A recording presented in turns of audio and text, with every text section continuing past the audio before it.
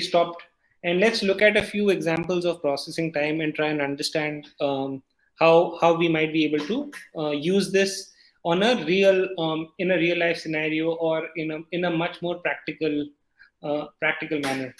So it's the first metric that we are going to be talking about for individual activity. That's really the processing time. Processing time is the time it takes to get an activity done. So it could be, for example, that I am baking 12. I bake cookies in 12 minutes. For example, I'm into baking, और मेरे को एक cookie bake करने के लिए 12 minute लगते हैं. So that's really the processing time um, that I'm for that particular process or for that particular initiative. Note that it takes 12 minutes for me to bake a batch of cookies. However, the processing time is just that of 12 minutes. Whether we bake one cookie or whether we bake a batch of n number of cookies that's possible in that crate, it's still 12 minutes, and it's measured in times. So it could be minutes, seconds, or etc. So unlike last time जब हमने देखा था, we discussed about cycle time, we discussed about throughput time, and we realized that when we calculate a lot of these matrices, we have to calculate the average cycle time or the average throughput time. Processing time, on the other hand, it's really an individual metric.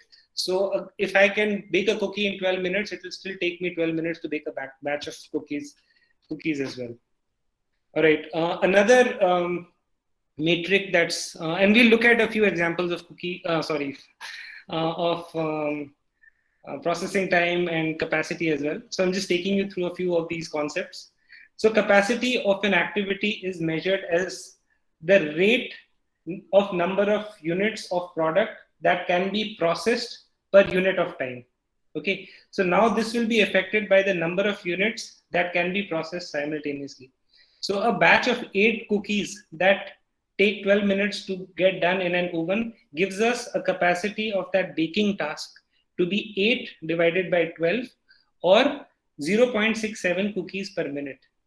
So we multiply it by 60, and you can get 0.67 is what, 2 by 3. So 2 by 3 into 60 will be 40 cookies per hour. And if we have two ovens that can bake cookies simultaneously, then it's 8 in each oven, and then the capacity doubles. So instead of 40 cookies per hour, we get a total of 40 into 2, that is 80 cookies per hour. So that would be your capacity.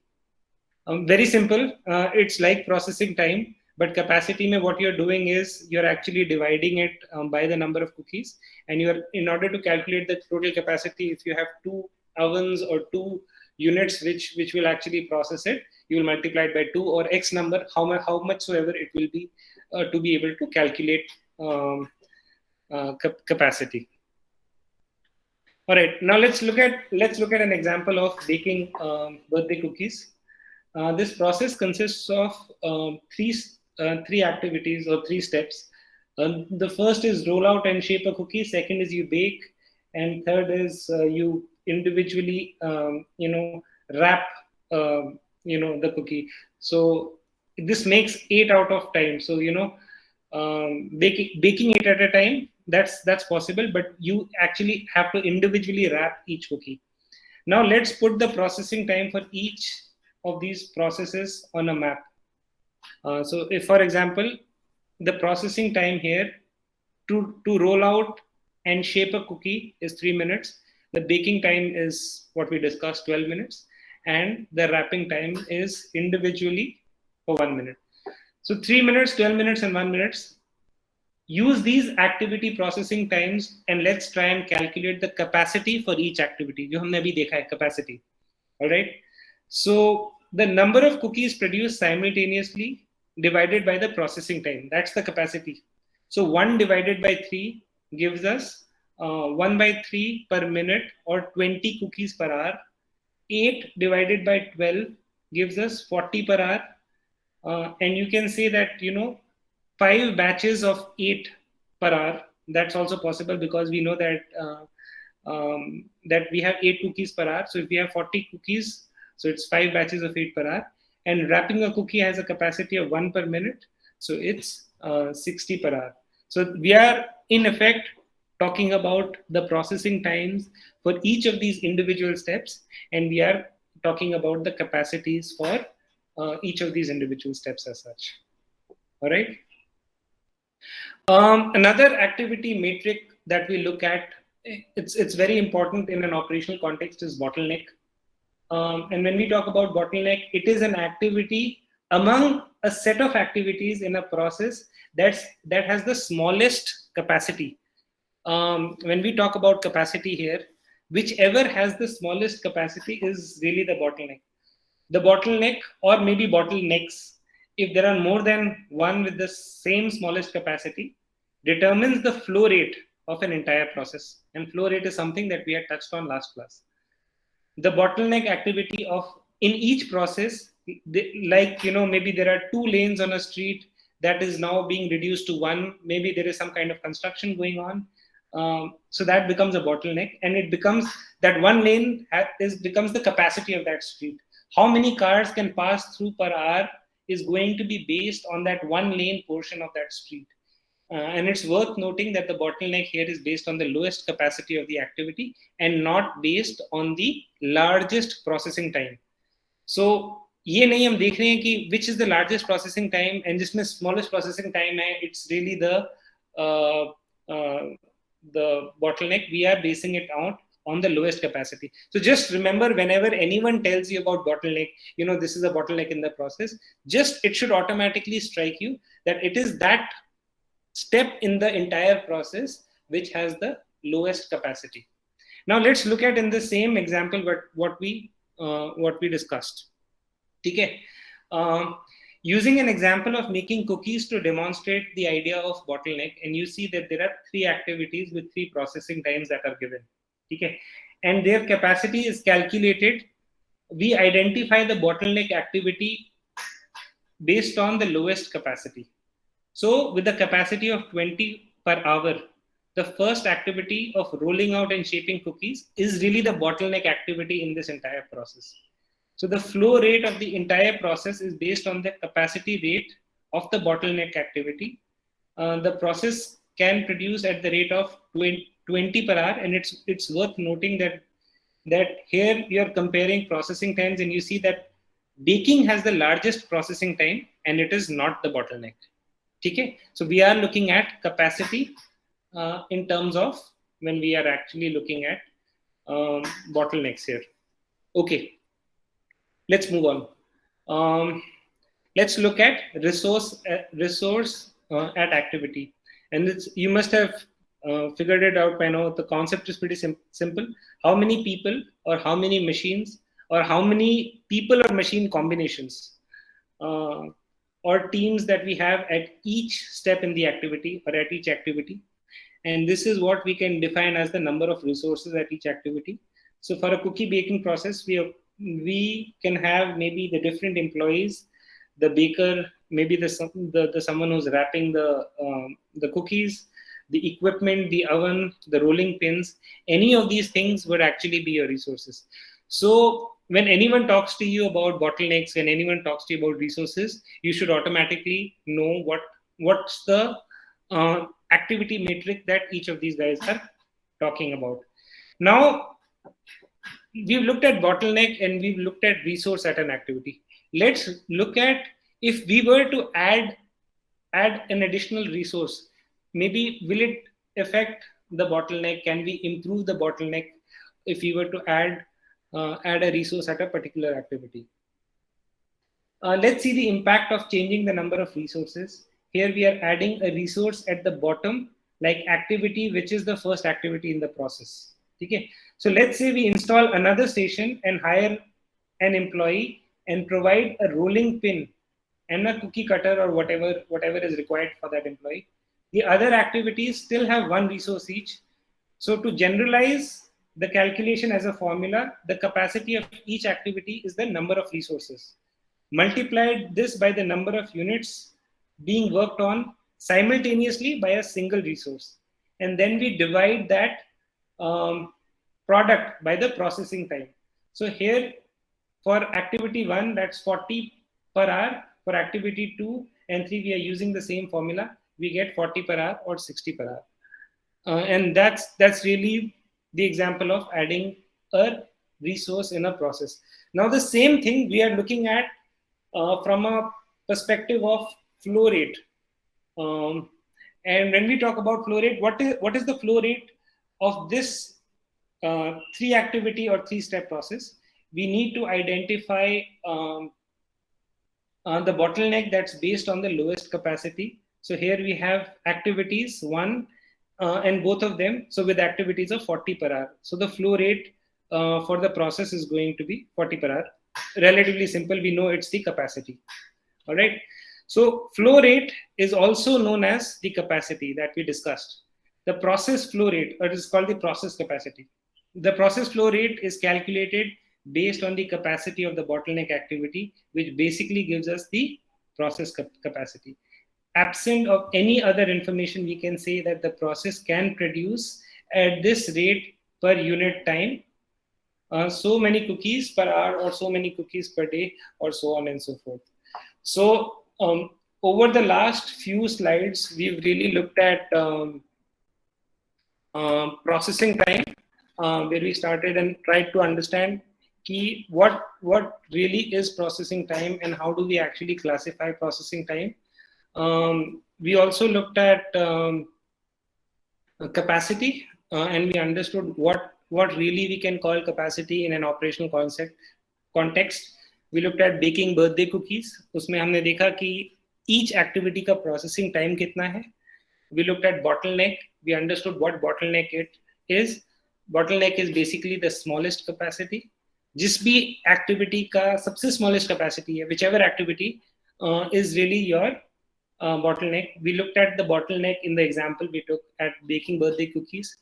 We looked at what do we call as resources on each activity. We looked at how adding a resource at bottleneck might improve the capacity of the process. We looked at the flow rate, and we understood that flow rate is also called as process capacity. Moving on, we're moving to the third part of the session, and we might have to speed up a little bit because we don't have too many classes that we have. उसमें एक session guest lecture भी है. So I will be sharing a lot of readings. So in case people are interested, they can go ahead and go through the readings. But most of the important subjects or important topics I would be touching in the class itself. So if you do not have time or if you're busy with your placements or whatever, please feel free to follow the class and it should be fine. Not just from your learning perspective, that definitely, but otherwise also even from a grading or a marks perspective, don't sweat too much about all of these. Just try and understand the core concepts which we discuss in class, because that's going to be holding you valid and holding you true for your career when you are actually live on a shop floor, on a job floor as such. All right, so let's start with inventory. A very important part of any operation strategy is to be able to understand how you can best manage inventory, when you should be ordering it, how much you should be ordering it, so on and so forth. And we'll look at it from a lot of numerical examples also. We'll look at a few case studies of companies who've done very well in terms of managing their inventory. We'll take case studies of a few Japanese companies. We'll look at how inventory has been used as a strategic lever for companies, even in the US. We'll take a few case studies, and we'll also understand how some of the companies that we might be looking at did not do so well in managing their inventory and ended up not having a great operations strategy or an operations management strategy as such. All right. So let's look at classifications of inventory. When we look at different types of inventory, we are going to see how we can classify them based on the importance, as well as some other things. So first, if you think about what is inventory, the simple definition is whatever is kept in stock. Okay, that's like the basic definition, which you should obviously be aware of by now. Goods in stock is what we define as inventory, and a lot of times we use the word stocks to denote inventory, and it's used interchangeably for reasons. We organizations keep inventory, or even as individuals we keep inventory at home, in our kitchen, in our refrigerators, is to match supply with demand. It's true for us, people staying at home, and it's exactly the same for any organization. You want to match the timing of when the demand occurs versus when you can get the supplies. And that's why fundamentally is the reason why you would keep an inventory. And when we talk about organizations keeping inventory, you would want to focus on internal as well as external customers. So within an organization, there could be various sub processes, and the inventory might be required for a customer that's within an organization or within a particular sub process. It could be an internal customer, it could be an external customer. And external customers are customers whose demand there might be more uncertainty about when you might want to compare it with some of your other stakeholders within your organization, or what we have said as internal customers. You also have to think about it differently when you are talking about management of inventory. Finally, you would want to think about businesses and individual customers, both of which you are talking about inventory, because of a lot of companies have businesses to business relationships, that they are making products to sell to different businesses. Companies are outsourcing a lot of their production and a lot of components coming from different businesses, and you want to talk about inventory of that also. So it's not just a very simple thing. In fact, if you we look at a lot of numerical examples, and we'll realize that a lot of analytics and calculations actually go on to determining your ECQ, and a lot of other levels. So don't get confused by ECQ. It's a fairly advanced concept. Maybe we'll be touching it on the next class. Okay, so if you think about inventory and the idea of matching demand with supply, you can think about it from a perspective of a lake. The capacity of the lake is how much inventory you can store in your warehouse. The capacity of the warehouse is the capacity of the warehouse in which you can store the inventory. The level of the lake is the current level of inventory that you have. The rainfall is the supply. The consumption of water is your demand. Put it in this way, when the rainfall exceeds the consumption, the level of inventory is going to increase, and it's going to get closer and closer to the capacity of your warehouse. And when the consumption is more than the supply, the level is going to decrease, and it's understandable. And then you would have a fairly vacant warehouse much easy in a much shorter span of time. So inventory acts as the matching of demand and supply in this way, and we think about water consumption in a very similar fashion, where some of us might have to store water for our consumption in our households. Pehle zamane mein hota tha that you used to have water tankers and people used to store them. So that's just to give you an example of what really you might think about when you think of an inventory.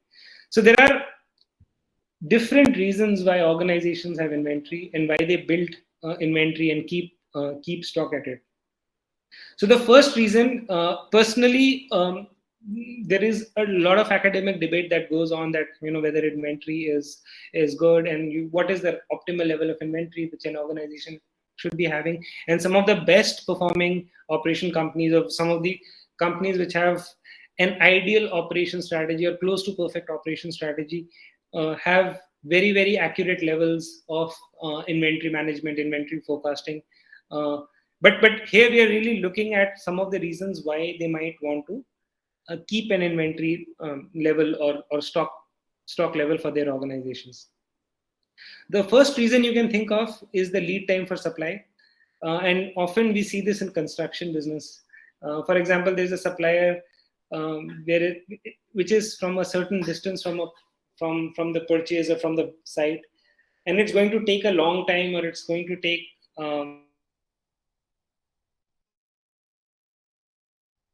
time, but we will also need the lead time, that so that that supplier might be able to quote in terms of, we are busy with other things, we'll take so much more time to make your particular order, and that's going to get added to the lead time of the transportation time.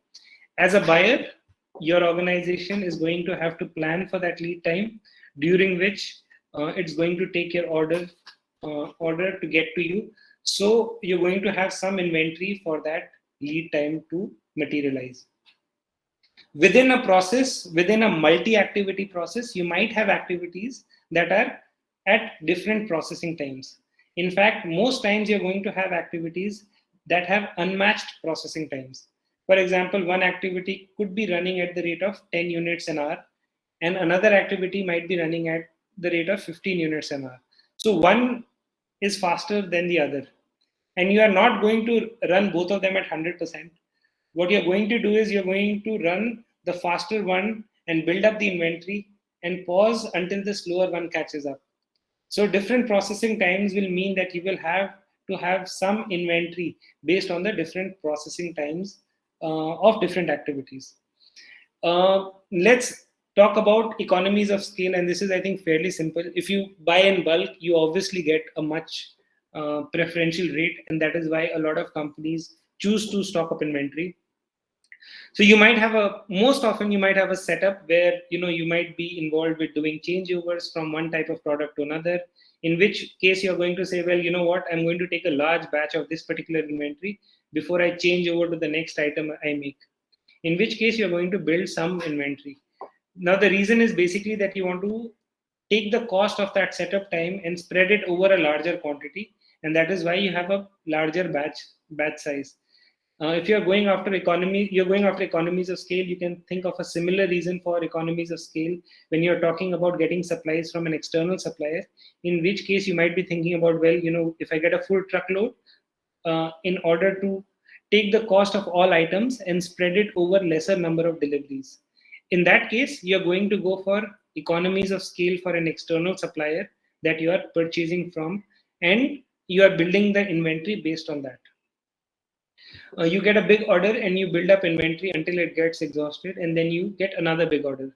Maybe it's possible in case of certain functions which are seasonality, or may have seasonal in nature, and you would realize that this is very true for a lot of hotels and hill stations or beaches. And if you are, for example, if you are making lawn mowers, they are not going to be sold at the same rate throughout the year. In order to build up inventory for spring and for summer seasons, you will continue to run your manufacturing plant at a certain rate during also the winter months in order to build inventory for that season. Similarly, with other seasonal items, could be Diwali, could be festival items for Christmas or whatever it is, you might want to build up for that seasonality also. Product variations, again, very simple. When you have many different types of products, you're going to keep making all of them at the same time because it might not be cost effective. So you'll make certain items and keep them in stock while you're running other items on your line. Sometimes you'll be keeping the inventory on the basis of speculation of prices. You'll be saying that, well, here's a discount I'm able to get, or I know the price of oil is going to go up in the near future. If I'm an airline, I'm stocking up on how much how much fuel I'm purchasing, and that might be an inventory. So that comes in my name, even though it might not be delivered to me immediately. I might be buying those in future contracts, and that's effectively inventory that is being held by me. Okay, price and availability might be an issue if you're expecting a shortage. You're probably trying to speculate and hold some items that you have to have it available when you need it. There might be a reason for you to hold that inventory. Finally, let's talk about uncertainties in terms of demand, uncertainties in terms of supply, and uncertainties in terms of the way your processes are being run. If they are not being run at 100% yield rate, you might keep an excess inventory for what if it breaks down, or what if I have a quality issue, or what if I have a strike in my plant, or I might have to shut down for a few days, or maybe the weather plays spoil sport. All of these reasons are typically considered under uncertainty, and I might want to keep inventory for those purposes to cover for those certain times of uncertainties, and that is why organizations keep inventory? Very simple. I think we've touched on 8 reasons: lead time for supply, different processing times of different activities, economies of scale, seasonality, product variations, price and availability, uncertainty are all reasons why organizations would decide to carry inventory. Okay, let's look at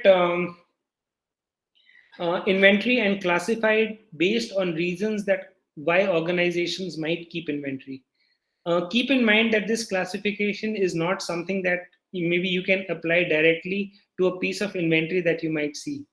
You might not be able to say, that this piece of inventory is pipeline, or this piece of inventory is cycle inventory, or this piece of inventory is anticipation inventory.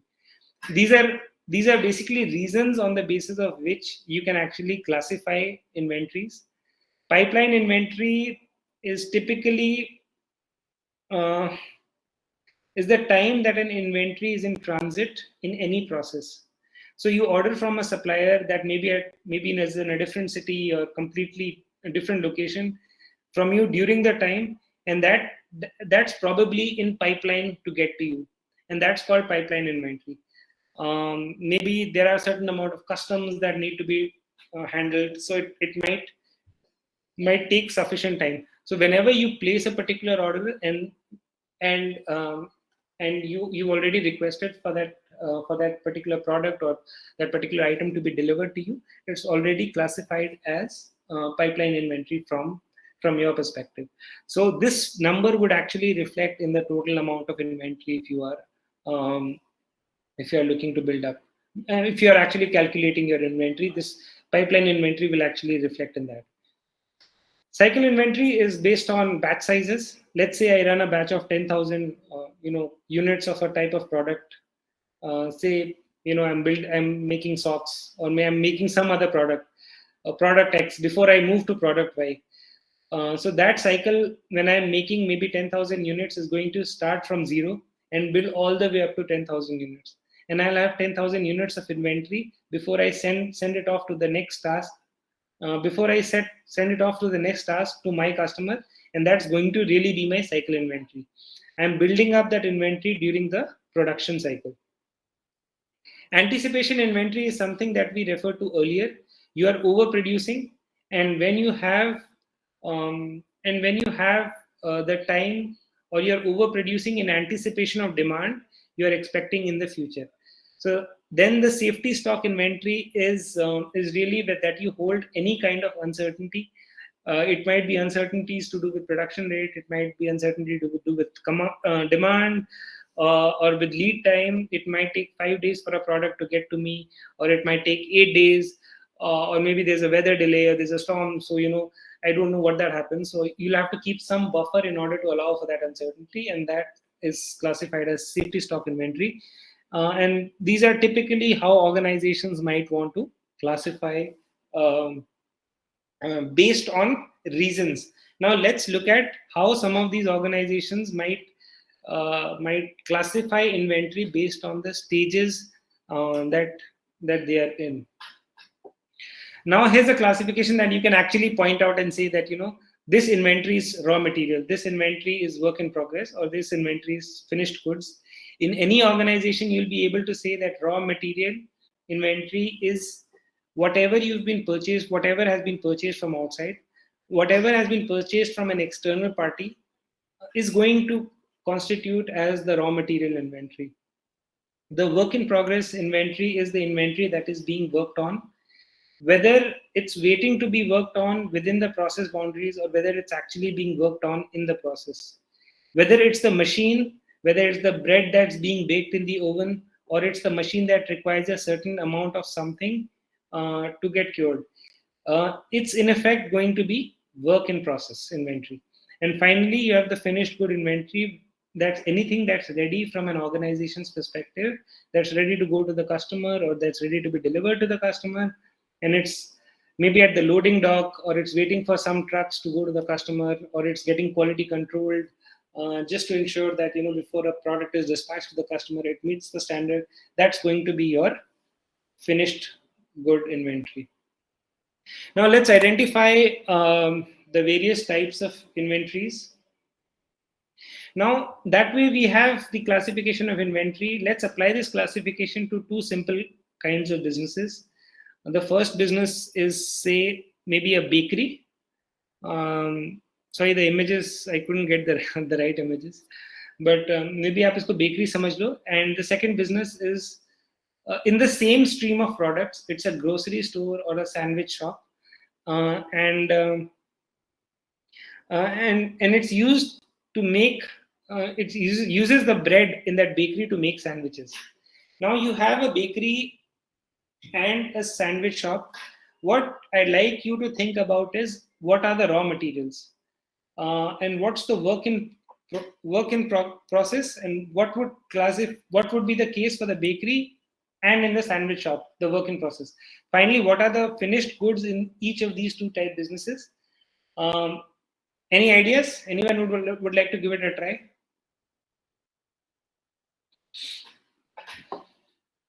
What would be the work in progress? What would be the finished good? What would be the raw materials for each of these two different types of businesses? Sir, raw materials will be the flour, eggs, Floor. Yes, sir. and And then cheese. the work in progress will be the cakes that are in the making. You're It can talking be about made to bakery, right? stock or made to order also. Okay. And then the finished goods are the cake that are on display and that they sell. Okay. Perfect. What about the sandwich shop? Sir, for sandwich, the raw material will be the bread and the vegetables, cucumber, carrots. Okay. And work in progress means it can be grilled or it can be prepared, assembling all the means preparing the sandwich. And last one will be the delivery of the sandwich. Or the display of the sandwich. Correct. So I Yes. think it's fairly simple. You got it right. For a bakery, you might have thought of flour, or you might have thought of water, yeast, or whatever it is. Those are things that go into making a bread. And those would typically be the raw materials that they would be purchasing from outside, that they would be acquiring from outside, right? So that's um, the raw materials. The work in progress is going to be anything that's in process. So if it's baking for a certain amount of time, it's work in process inventory. If it's dough that's kept to mature before they start baking the bread, that's going to be a work in process inventory. Finally, the finished goods are going to be the loaves of bread that come out. Um, Loaves of bread that come out and get loaded onto the truck and get delivered to different departmental stores or whatever it is, wherever it has to go. Raw materials, work in progress, and finished good for a bakery, for a sandwich shop. The raw material would include the bread that they are going to buy from that bakery. The raw material for them is going to be from the finished goods for that inventory for the bakery. So from the sandwich shop, the raw material would actually be the finished goods for the bakery. Then there'll be work in process inventory that's going to be something of probably sliced bread that they're going to keep, or they might have to do some processing of the sandwiches and keep them ready for customers.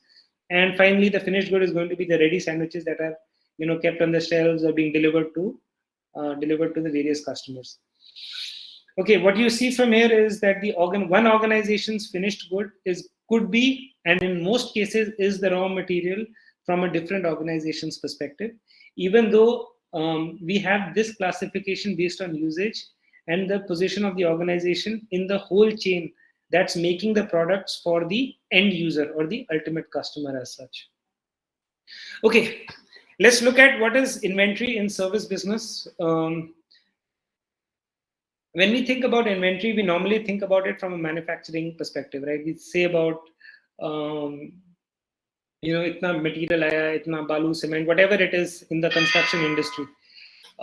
We say, well, in services you can't hold inventory. It's something that make for a customer, and you cannot really keep that in stock. That's typically the perception we have for services businesses. We think about the capacity of the service as being the inventory that we hold.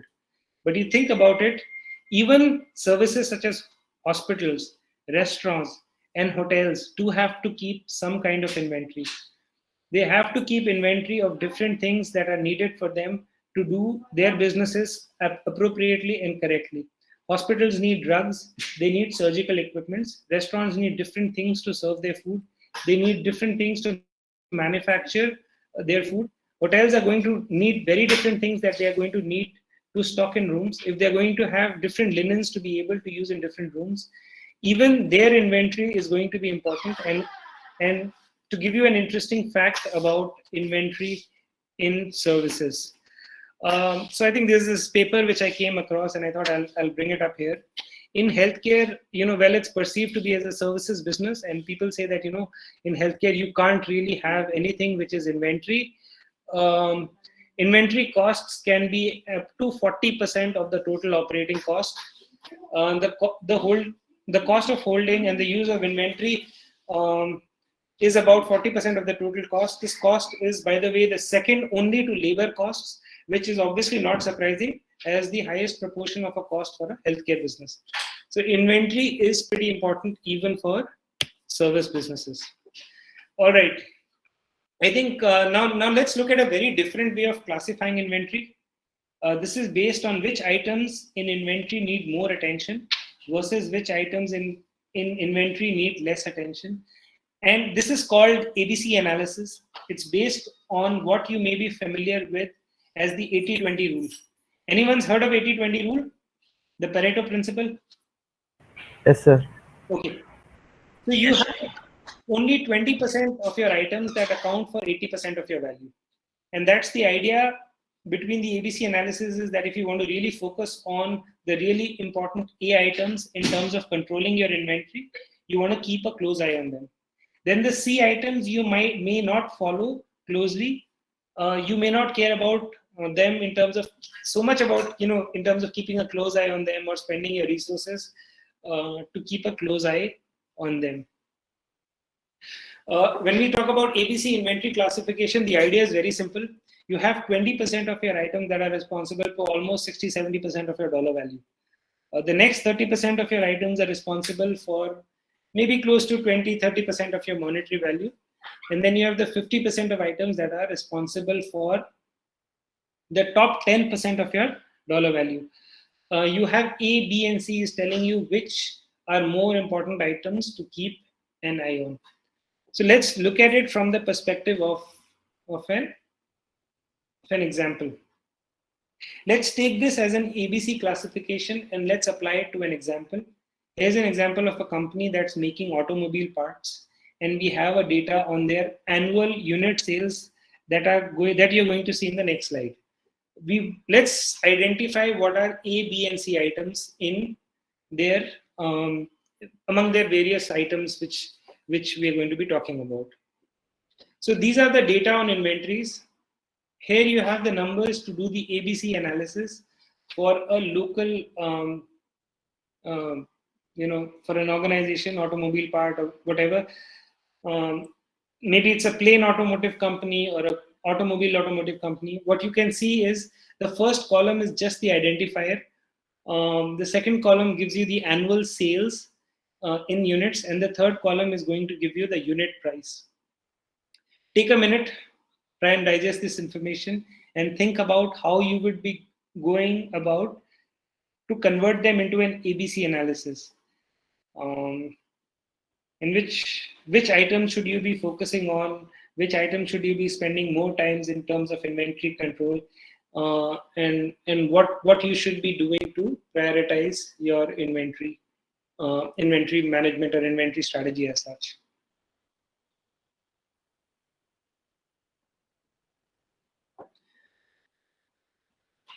Okay, let's see how this can be done. The result of the analysis, we've run through the numbers here. What we've simply done is converted the annual sales, ये जो annual sales है, into annual sales monetary value. So we have 75, 150,000 units, 500 units, 18,000 units. What we've done is we've converted these into their annual sales monetary value here in dollars, and we see that we have an annual sales a total of 169,000. Once you have that, you can convert it into a percentage of total sales. So what you've done is 169,000 becomes your 100%, and you will try and understand how much is 6,000 out of 169,000, which is typically your 3.55%. And similarly, you will do it for all others. And that's what you've done. And what you can see right is the item number 2, which is responsible for 80% of the monetary value of sales. That would obviously be an item to focus on. It's 1 out of 7 times that's responsible for 80% of their sales, and that's going to be the prime focus on. This analysis can probably give you a sense of what items to focus on next and which items you should focus on from a least perspective. So when we look at these classifications, we see that you have this classification of 1 out of 7 products accounting for 80% of the sales. That one item we saw earlier is the next in line. The next sequence in terms of the percentage dollar value are the 2 items that account for 50% of the total monetary value of the sales. And then you have a total of 7 items. The last 4 account for only 5% of the total value of sales. And that's what we've seen, that you can classify the inventory based on many different ways. ABC classification is just one of these ways on which you can focus on the importance of inventory management, for different types of inventories. Earlier, we saw a classification of raw materials in processes and finished goods. And before that, we saw why companies do store inventory, and we saw a classification based on that. Everyone understand ABC classification? It's very simple. Basically, when you are on a job shop floor and you are probably in a warehouse, and a lot of you would probably be joining e-commerce companies, you would realize that typically in a warehouse there is a lot of chaos, and from a strategy perspective or from an operation strategy perspective, you would have to understand which items might be most important and which items might be least important for you to focus on. And that's really where you have the ABC inventory. Uske siva, work in progress and all the other classifications are all good for you to know.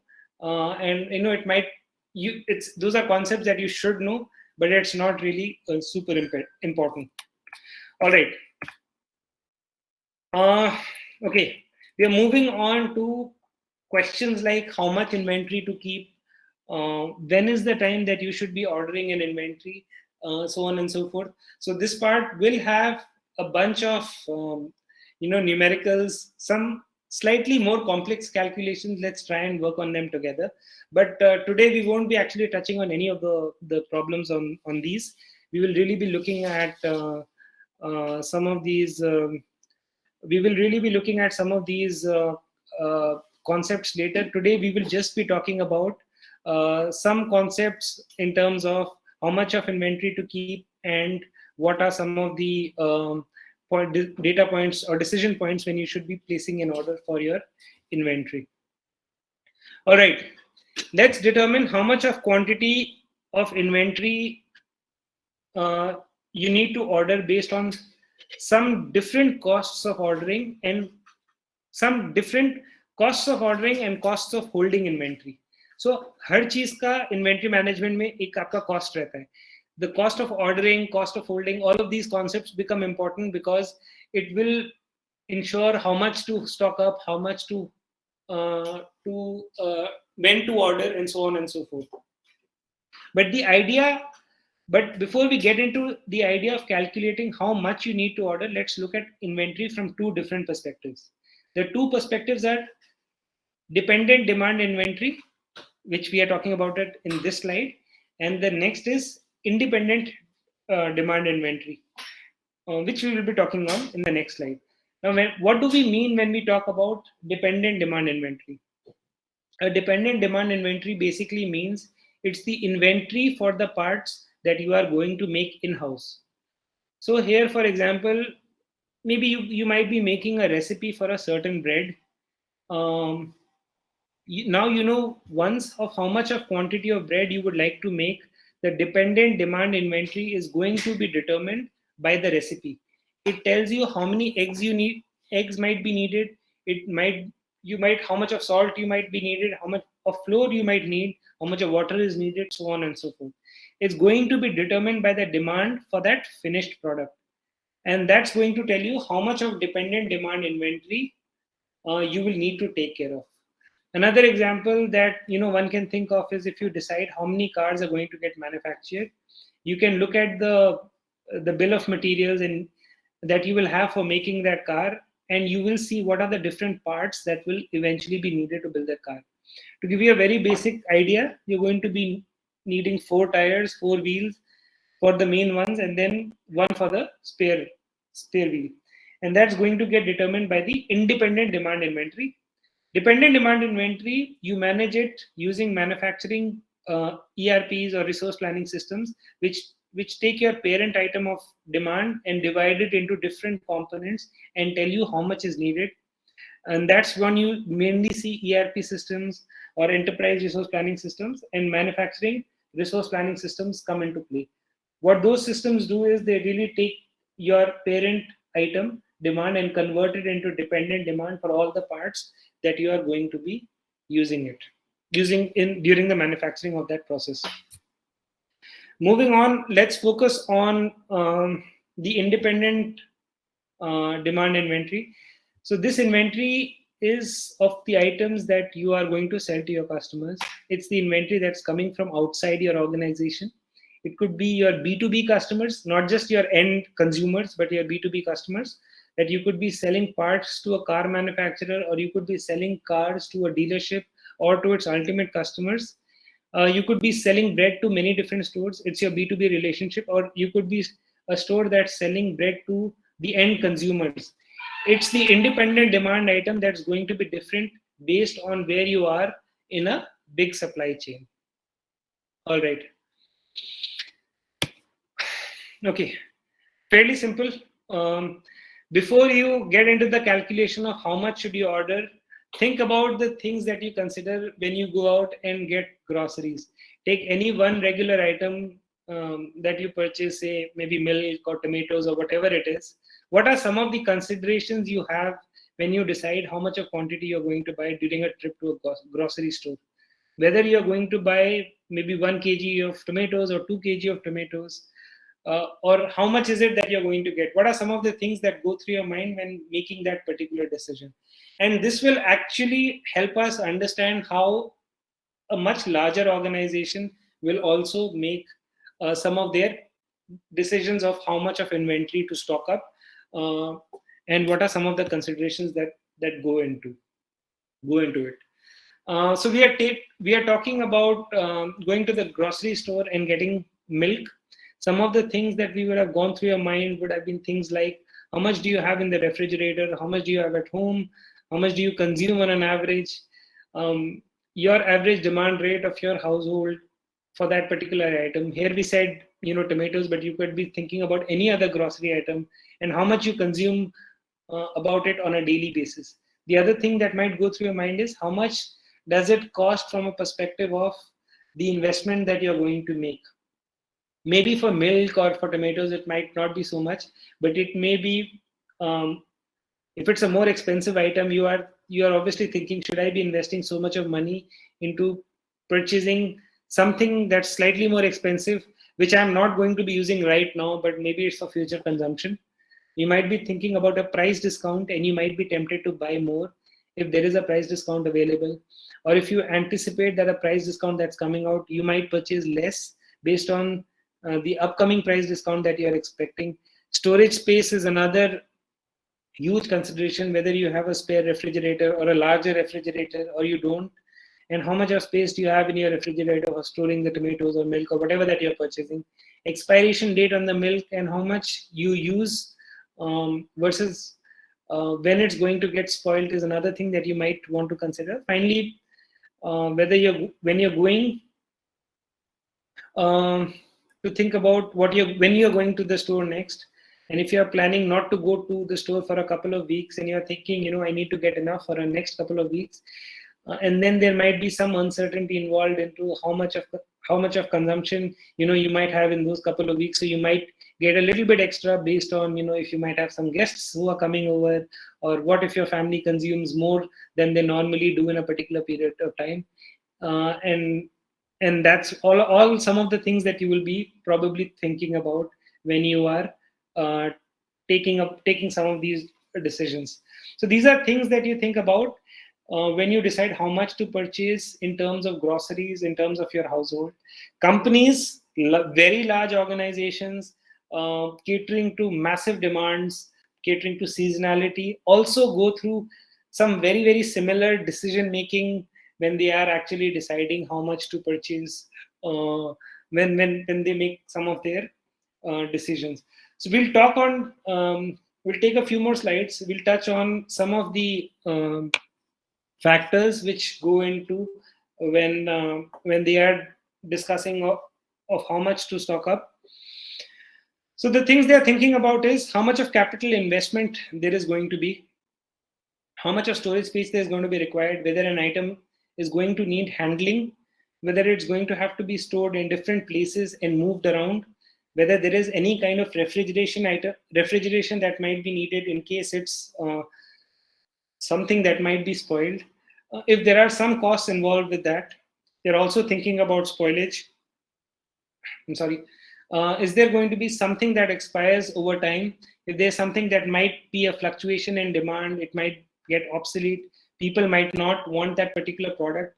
So if you are thinking about a fashion goods store, you are concerned about the items that are going out of style or not being able, or not being able to be sold, and that's why you might choose to have some kind of a discount on them.